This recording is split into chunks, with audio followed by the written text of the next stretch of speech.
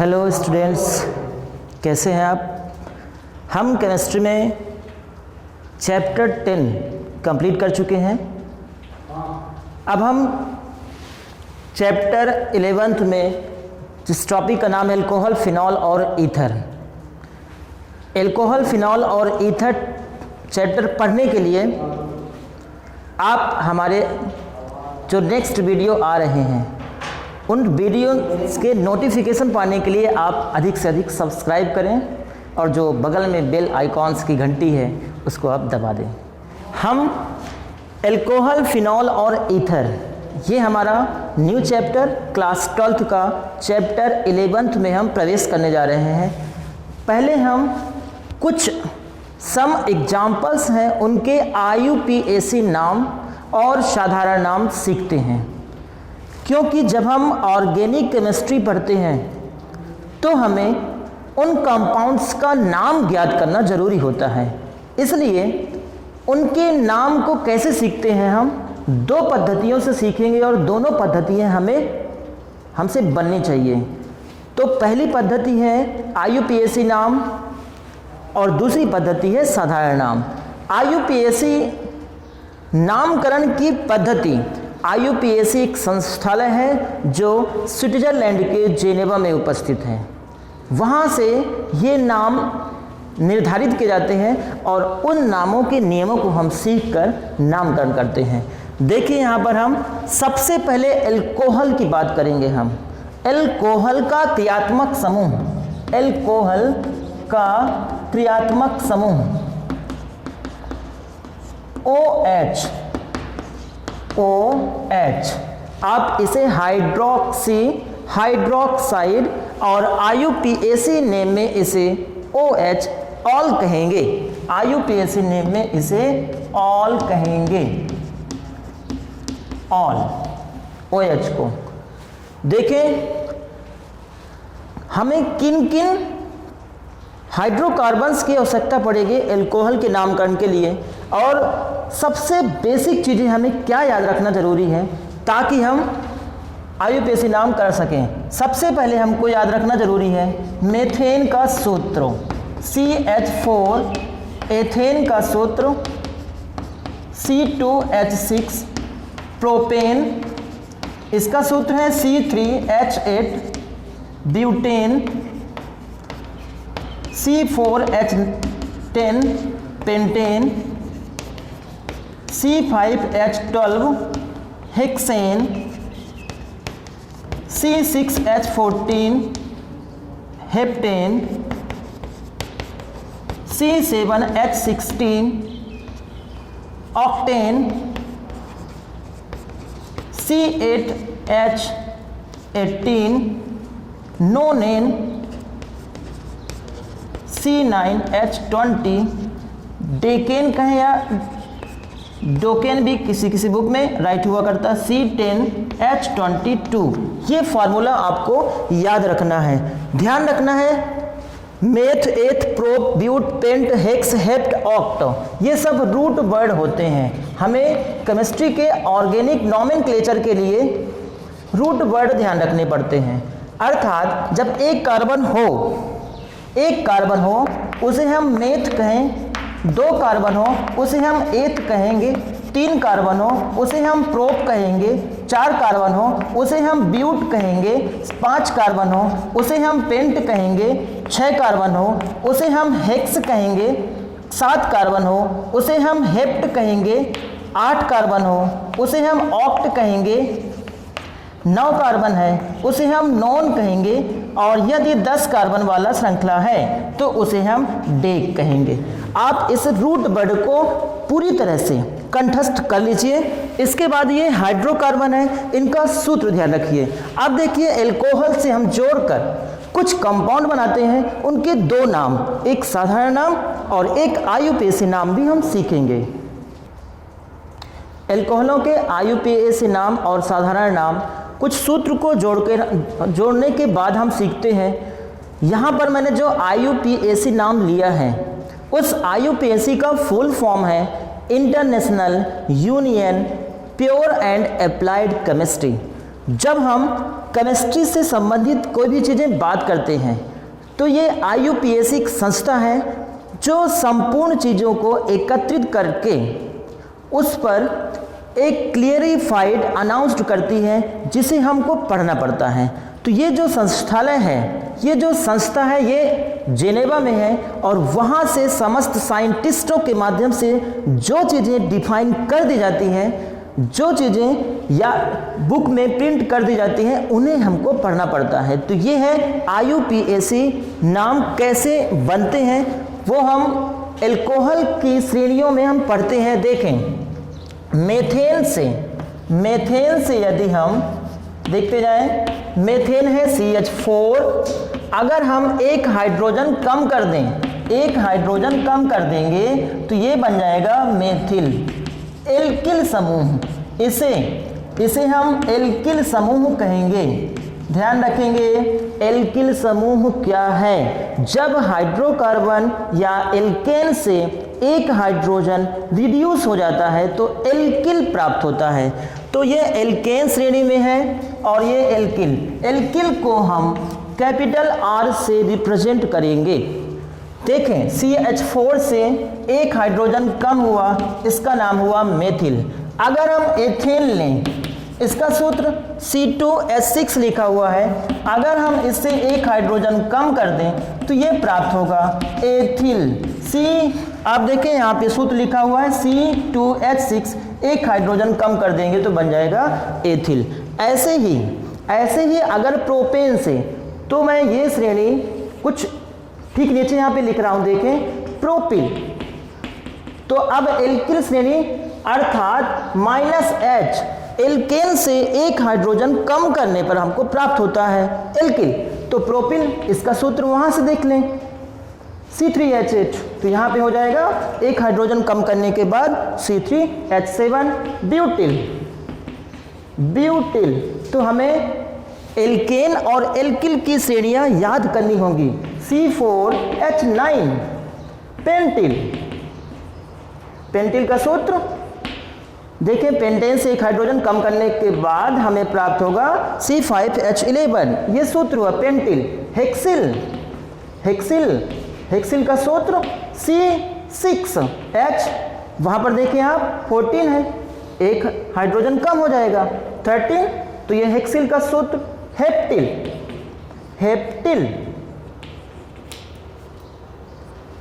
C7H15, ऐसे ही octyl का सूत्र हो जाएगा C8 ऑक्टिल। C8H17 नोनिल। C9H20 नोनेन से एक हाइड्रोजन कम हो जाएगा तो हो जाएगा नोनिल, ये हो जाएगा C9H19। ऐसे ही डोकिल का भी हम सूत्र और संरचना बनाना सीखेंगे। जब हम इन एल्किल में OH समूह जोड़ देते हैं तो बन जाता है एल्केनॉल, और हमें पढ़ना है यहाँ पर एल्केनॉल या एल्कोहल। OH को हम एल्कोहल और IUPAC नेम में एल्केनॉल बोलते हैं। तो क्या है एल्केनॉल? देखें, ये R जिसको आप एल्किल कहेंगे, एल्किल और OH जोड़ देंगे तो ये हो जाएगा साधारण नेम में एल्किल एल्कोहल, एल्कोहल। और अगर हम इसे IUPAC नाम में लिखेंगे तो ये हो जाएगा एल्केनॉल। ध्यान रखिएगा, एल्केन में हम इंग्लिश में ऐसा लिखते हैं एल्केन, लेकिन जब हम ऑल जोड़ते हैं तो ई सफिक्स हटा देते हैं और उसकी जगह पर OH जोड़ देंगे और ऐसे हो जाएगा एल्केनो। ई हटाकर यहाँ पर हम IUPAC नेम ऑल जोड़ देंगे, हो जाएगा एल्केनॉल। तो आज हम एल्केनॉल की सीरीज पढ़ेंगे। तो आपको क्या ज़्यादातर याद रखनी है? Methyl, ethyl, propyl, butyl, pentyl, hexyl, heptyl, octyl, nonyl, इनके सूत्र ध्यान रखनी है। एल्केनॉल कैसे बनाते हैं ये देखते हैं हम। देखें, पहला सूत्र है आपका CH3OH। हम दोनों नाम सीधे लिखते जाएंगे, एक साधारण नाम भी और एक IUPAC नाम। CH3OH, इसका साधारण नाम हुआ मेथिल एल्कोहल, मेथिल एल्कोहल। और IUPAC नाम एक कार्बन को अभी मैं यहाँ पे लिखकर बता चुका हूँ। एक कार्बन को हम रूट वर्ड में मेथ बोलते हैं। चूंकि इन कार्बन्स के बीच में, जब दो कार्बन के बीच में एक एकल बंध ही हो, एकल बॉन्ड हो, सिंगल बॉन्ड हो, तब हम उसे एन बोलते हैं। तो ये हो जाएगा IUPAC नाम में मेथेनॉल। ये CH3OH को मेथेनॉल। लेकिन हम इंग्लिश में हम कैसे लिखेंगे? देखिए, मेथ ANE हटा देंगे, उस ई की जगह पर ऑल जोड़ देंगे। तो यहाँ पर आप एक बॉन्ड लगाएंगे और ऑल जोड़ देंगे। ये जो बॉन्ड बना हुआ है वहाँ पर, ये बॉन्ड प्रदर्शित करता है कि प्रत्येक कार्बन के मध्य में सिंगल बॉन्ड है, एन को व्यक्त करता है। तो मेथेनॉल। ऐसे ही देखें दूसरा C2H5OH, इसको हम एथिल अल्कोहल बोलेंगे साधारण नाम में, एथिल अल्कोहल। और दो कार्बन, ये हो जाएगा एथेनॉल। लेकिन यहाँ पर कैसे लिखेंगे आप एथेनॉल को? ETHAN-ऑल, एथेनॉल। यहाँ पर देखिए तीसरा सूत्र C3H7, जो हाइड्रोजन आपने हटाया है, उस हाइड्रोजन की जगह पर आपको OH क्रियात्मक समूह जोड़ देना है, तो बन जाएगा प्रोपिल अल्कोहल साधारण नेम में, प्रोपिल अल्कोहल। क्या नाम होगा इसका IUPAC नाम? यहाँ पे हम IUPAC नाम पढ़ रहे हैं, international union of pure and applied chemistry, propanol. तो इसका नाम हुआ प्रोपेनॉल। इंग्लिश में आप कैसे लिखेंगे? प्रोपेनॉल। C4H9OH, इसका साधारण नाम क्या होगा? Butyl alcohol. इसको आप IUPAC नाम में क्या कहेंगे? ब्यूटेनॉल। आप इंग्लिश में इसमें ऐसा लिख सकते हैं, ब्यूटेनॉल। C5H11OH, इसका क्या होगा साधारण नाम? Pentyl alcohol. कुछ और जो काफ़ी कॉम्प्लिकेटेड होंगे वो एग्जाम्पल्स ठीक इसके बाद करेंगे। थोड़ा सा हम इसको ज़्यादा एक्सरसाइज कर लेते हैं ताकि आपको याद करने में दिक्कत ना हो। पेंटिल अल्कोहल IUPAC नाम में क्या बोलेंगे? पेंटेनॉल। इंग्लिश में कैसे लिखेंगे? पेंटेनॉल। C6H13OH, क्या नाम हुआ इसका? Hexyl alcohol. और IUPAC नेम में इसमें हो जाएगा हेक्सेनॉल, HEXANOL, हेक्सेनॉल। यहाँ पे भी हम ऐसे देखें। अगला C7H15OH, ये मैं जो संरचना बना रहा हूँ इसको हम सूत्र रूप में लिखते हैं, लेकिन हम इसका ओपन स्ट्रक्चर भी बना सकते हैं। तो थोड़ी देर बाद मैं इसका ओपन स्ट्रक्चर भी आपको सिखाऊंगा। देखें, ये नाम इसका बताएं, हेप्टिल अल्कोहल।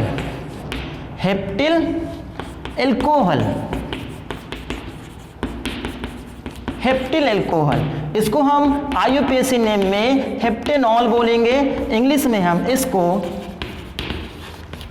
ऐसे लिख देंगे। ऐसे ही देखें अगला C8H17OH, ऑक्टिल अल्कोहल। तो क्या हो जाएगा IUPAC नेम?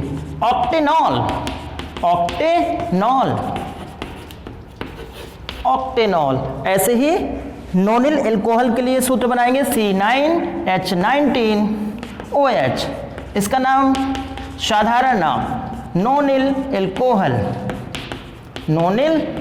अल्कोहल। तो क्या हो जाएगा IUPAC नेम? नोनेनॉल। आप चाहें नोनेनॉल बोलें, चाहे तो आप नोनिलॉल बोल दें। पता है आपको, इसको और भी चीज़ें बोलते हैं, जैसे मेथेनॉल लिखा है, मेथिलॉल भी कहेंगे। हालांकि मेथिल अल्कोहल को वुड स्प्रिट और वुड नेप्था भी कहते हैं। फिर से सुने, मेथिल अल्कोहल या मेथेनॉल को वुड स्प्रिट और वुड नेप्था भी कहते हैं। जो दूसरा अल्कोहल है ज़्यादातर हम इसको बहुत जगह यूज करते हैं और इसके बारे में भी हम जानते हैं। इसको हम एल्कोहल कहते हैं, ज़्यादातर हम इसको एल्कोहल के रूप में यूज करते हैं। मैंने क्या बताया आपको, एथेनॉल को हम एथिलॉल भी लिखते हैं, प्रोपेनॉल को हम प्रोपिलॉल भी लिखेंगे, ब्यूटेनॉल को हम ब्यूटीलॉल भी लिख सकते हैं। तो ऐसे ही आप आगे के नाम भी सीख सकते हैं। नोनेनॉल, तो इंग्लिश की स्पेलिंग इसकी NOAN, ई जो सफिक्स हमने हटाया है उस ई की जगह पर ऑल जोड़ देना है, तो ये हो जाएगा नोनेनॉल। ऐसे ही लास्ट हो जाएगा आपका ये C10H21OH, क्या हो जाएगा, डेकेन, तो डेकिल एल्कोहल, तो ये हो जाएगा डेकिल एल्कोहल, इसका साधारण नाम डेकिल एल्कोहल। और डेकेनॉल, डेकेनॉल स्पेलिंग लिख देंगे डेकेनॉल, तो डेकेनॉल। इस प्रकार ये क्लोज्ड स्ट्रक्चर या आणविक सूत्रों का साधारण नाम और IUPAC नाम राइट हुआ है, आप भी राइट कर लेंगे और इसको याद करेंगे। इसके बाद हम जो साधारण नाम लिखा हुआ है या आणविक सूत्र के रूप में लिखा हुआ है, इसको थोड़ा सा स्ट्रक्चर के रूप में बनाना सीखेंगे, फिर IUPAC जो कॉम्प्लिकेटेड होंगे उसको हम सीखेंगे। अब हम देखें जो आणविक सूत्र लिखा हुआ है, मॉलिक्यूलर फार्मूला लिखा हुआ है, इसको स्ट्रक्चर के रूप में हम कैसे डालेंगे और उस स्ट्रक्चर का नामकरण कैसे सीखेंगे। देखें CH3OH, आपको पता है ये तो एक ही कार्बन है, तो ऐसा हम स्ट्रक्चर बना सकते हैं CH3, तो यहाँ पर एक हाइड्रोजन यहाँ पर, एक हाइड्रोजन यहाँ पर, और यहाँ पे जुड़ा हुआ है OH। तो इसका नाम तो आप लिख ही चुके हैं, मेथिल एल्कोहल स्ट्रक्चर के रूप में। C2H5OH को कैसे लिखेंगे, इसका नाम आप लिख लेंगे फिर से, मेथिल एल्कोहल, मेथिल एल्कोहल। अगर आप इसका लाइनिंग स्ट्रक्चर बनाना चाहें, लाइनिंग स्ट्रक्चर, मैं एथिल एल्कोहल का एग्जांपल लेके बता रहा हूं आपको, लाइनिंग स्ट्रक्चर, इसको हम संरचनात्मक सूत्र के रूप में लिखेंगे। आजकल कुछ मॉडिफाइड लाइनिंग स्ट्रक्चर भी लिखा जाता है। देखें C2H5, तो एक कार्बन, दो कार्बन, 5 हाइड्रोजन, तो हम एक OH यहां से जोड़ेंगे, एक हाइड्रोजन यहां से जोड़ेंगे, एक हाइड्रोजन यहां से जोड़ेंगे और 5 हाइड्रोजन कुल 2 कार्बन में जोड़ देना है। तो ये है CH3CH2OH। आप चाहें तो इसको ऐसे भी लिख सकते हैं, CH3CH2OH। तो ये है एथिल एल्कोहल, एथिल एल्कोहल या एथेनॉल, एथिल एल्कोहल। मैंने अभी आपसे जिक्र किया लाइनिंग स्ट्रक्चर, देखें ये है, आप चाहें तो इसे बना सकते हैं एथेन, इसमें आप जोड़ देंगे OH, ये भी है एथिल एल्कोहल, एक कार्बन से 2 कार्बन और 2 कार्बन से जुड़ा हुआ है OH, तो ये भी एथिल एल्कोहल ही है, एथिल एल्कोहल। आप चाहें आप इसे ऐसे लिखें, आप चाहें इसे ऐसे लिखें, आप चाहें इसे ऐसे लिखें। तो यहाँ पर ये एथिल एल्कोहल दूसरे कार्बन से OH जुड़ा हुआ है, तो यहाँ देखिए ये पहला कार्बन, ये दूसरा कार्बन, तो ये एथिल एल्कोहल। अगर आप इस सूत्र को देख रहे हैं तो यहाँ पर आपको दिख रहा होगा जिस कार्बन से OH जुड़ा हुआ है उस कार्बन से एक एल्किल समूह भी जुड़ा हुआ है, तो एक ही एल्किल समूह है, इसलिए इसे हम प्राथमिक एल्कोहल भी कहेंगे। तो ये भी ध्यान रखना है आपको कि प्राथमिक एल्कोहल, द्वितीयक एल्कोहल और तृतीयक एल्कोहल क्या है। देखें इसी हम संरचना से द्वितीयक एल्कोहल बनाते हैं, एक हाइड्रोजन कम कर देंगे यहाँ पर और उस हाइड्रोजन की जगह पर एक CH3 और जोड़ देंगे, 2 CH3। हमने देखा एक हाइड्रोजन कम किया है यहाँ से और उस हाइड्रोजन की जगह पे क्या जोड़ दिया, CH3 दो, और ये है OH। तो जिस कार्बन से एक OH समूह जुड़ा हुआ है उस कार्बन से 2 एल्किल मूलक जुड़े हुए हैं, इसलिए इसको हम द्वितीयक एल्कोहल कहेंगे, द्वितीयक एल्कोहल भी कहेंगे। और भी इसका नाम, जब हम सेम प्रकार का एल्किल मूलक जुड़ा हुआ हो, समान प्रकार का एल्किल मूलक जुड़ा हुआ हो तो इसे हम आइसोप्रोपिल एल्कोहल भी कहेंगे। तो ये आइसोप्रोपिल एल्कोहल है। जब हम साधारण नाम में लिखते हैं प्रोपिल तो आइसो शुरू में जोड़ देंगे, क्योंकि एक कार्बन से दो सेम प्रकार का एल्किल मूलक जुड़ा हुआ है तो इसे हम आइसोप्रोपिल कहेंगे। लेकिन ये द्वितीयक क्यों हुआ? क्योंकि जिस कार्बन से एक OH समूह जुड़ा हुआ है उस कार्बन से कितने एल्किल मूलक जुड़े हुए हैं? 2, इसलिए क्या होगा ये द्वितीयक एल्कोहल। अगर आप तृतीयक एल्कोहल बनाना चाहें, देखें ये जो हाइड्रोजन है इस हाइड्रोजन को आप निकाल देंगे और उस हाइड्रोजन की जगह पर एक एल्किल मूलक और जोड़ देंगे। तो यहाँ पे देखें बचे स्पेस पर ये कार्बन, एक CH3, दूसरा CH3, तीसरा CH3, तो एक ही कार्बन पर जिससे OH समूह जुड़ा हुआ है उससे 3 एल्किल मूलक जुड़े हुए हैं, इसलिए इसको हम क्या कहेंगे? तृतीयक एल्कोहल। इसका एक और नाम हो जाएगा तृतीयक ब्यूटिल एल्कोहल। चूंकि यहाँ पे 4 कार्बन है तो यहाँ पर हो जाएगा तृतीयक ब्यूटिल एल्कोहल। आप इसका IUPAC नामकरण भी कर सकते हैं, तृतीयक ब्यूटिल एल्कोहल। इसके बाद हम पढ़ेंगे प्रोपेनॉल। तो प्रोपेनॉल के लिए कुछ हम स्ट्रक्चर बनाएंगे और उस स्ट्रक्चर के माध्यम से हम दूसरा सूत्र सीखेंगे। अब हम प्रोपेनॉल का स्ट्रक्चर बनाते हैं। देखें, 1 कार्बन, 2 कार्बन, 3 कार्बन, तो आप हाइड्रोजन जोड़ते जाएंगे। इसे हम खुली संरचना कहते हैं। 3 कार्बन और यहां से जुड़ा हुआ है OH। इसका सूत्र क्या बना? C3H7OH, C3H7OH। आप चाहें इसको ऐसे भी लिख सकते हैं, CH3 CH2 CH2OH। क्या नाम होगा इसका? Propyl alcohol. 1 2 3 carbon, propane. और मैंने अभी बताया आपको, प्रोपेन से जब एक हाइड्रोजन कम करके OH समूह जोड़ देते हैं तो एल्किल बनता है, उस एल्किल से हम जोड़ेंगे यहाँ पर। तो कौन सा एल्किल होगा कार्बन संख्या के आधार पर? प्रोपिल। तो ये हो जाएगा प्रोपिल एल्कोहल, या इसे हम प्रोपेनॉल कहेंगे, प्रोपेनॉल। तो इसकी लाइनिंग स्ट्रक्चर कैसे बन जाएगी? ये 1 2 3, तो यहां से जुड़ा हुआ है OH, तो ये प्रोपेनॉल, या फिर आप इसे कहें प्रोपेनॉल, या फिर आप इसे कहें प्रोपेनॉल। तो ये सब प्रोपेनॉल की लाइनिंग संरचना आप बना सकते हैं। ऐसे ही देखिए butanol. Butanol CH3 CH2 CH2 CH2, 1 2 3 4 butyl, ये ब्यूटिल लिखा हुआ है और OH जुड़ गया तो इसका नाम हो गया ब्यूटिल एल्कोहल। साधारण नाम ब्यूटिल एल्कोहल, लेकिन हम इसे IUPAC नेम में ब्यूटे, ये but 4 carbon, root word but, सभी कार्बन के बीच में एकल बंध लगा हुआ है इसलिए हम एन लगाएंगे और एन का जो ई है उसे हटाकर OH को हम IUPAC नेम में ऑल कहते हैं। तो ये हो जाएगा ब्यूटेन ऑल। चूंकि पहले कार्बन जुड़ा है तो आप ब्यूटेन 1 ऑल लिख लें या 1 ब्यूटेनॉल, तो इसको आप ऐसा भी लिख सकते हैं ब्यूटेन 1 ऑल या 1 ब्यूटेनॉल। ये देखें 1 ब्यूटेनॉल।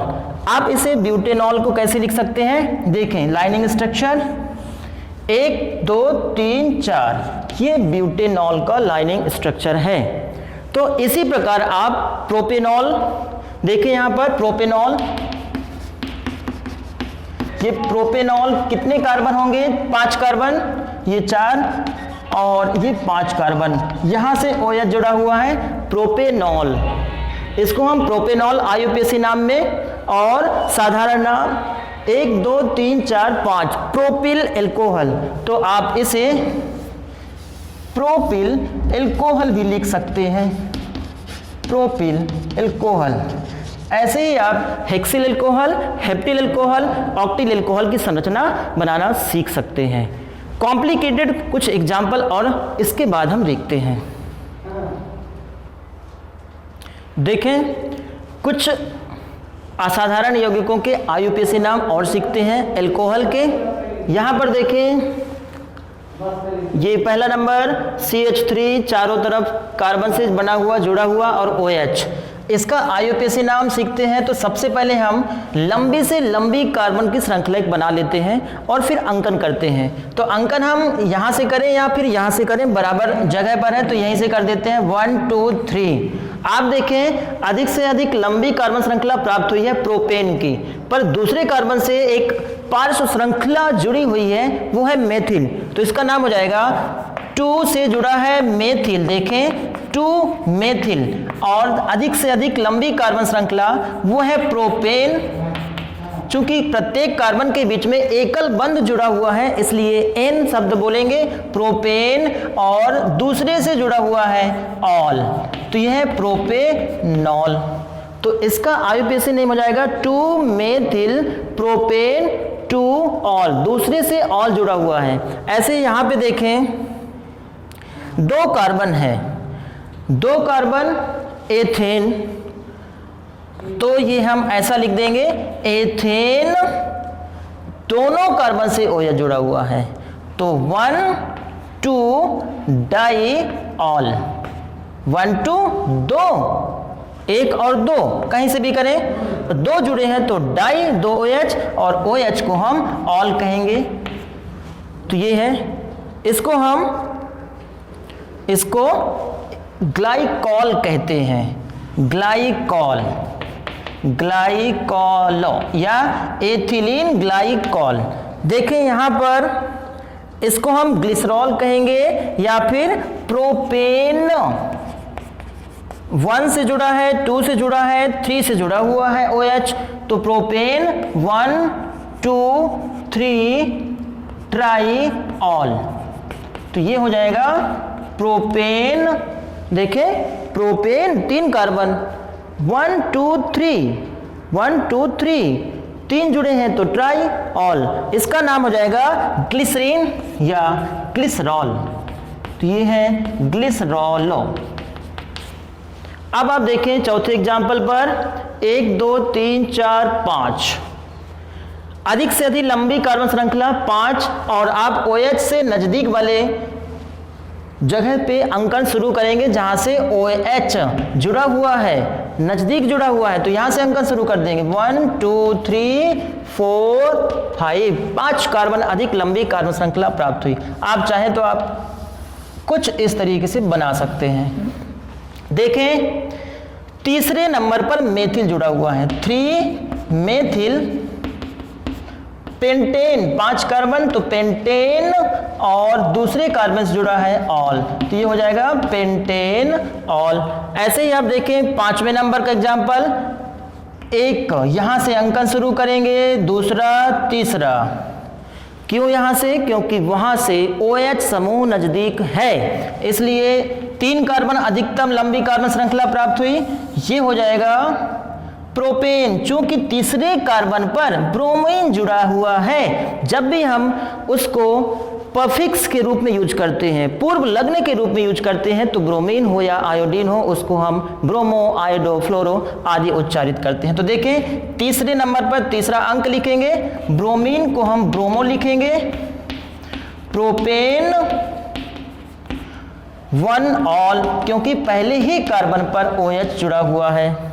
और देखें इसको तो OH यहाँ पे ये पहला कार्बन जहाँ से नज़दीक, दूसरा, तीसरा और चौथा। यहाँ आप देखें, यहाँ आपको डबल बॉन्ड क्लियरली दिखाई दे रहा होगा, ये डबल बॉन्ड है, और अच्छे से बना लेंगे डबल बॉन्ड। तो किन्हीं कार्बन के बीच में डबल बॉन्ड मीन्स इन, तो हमको एन ना लिखकर सफिक्स में इन लिखेंगे।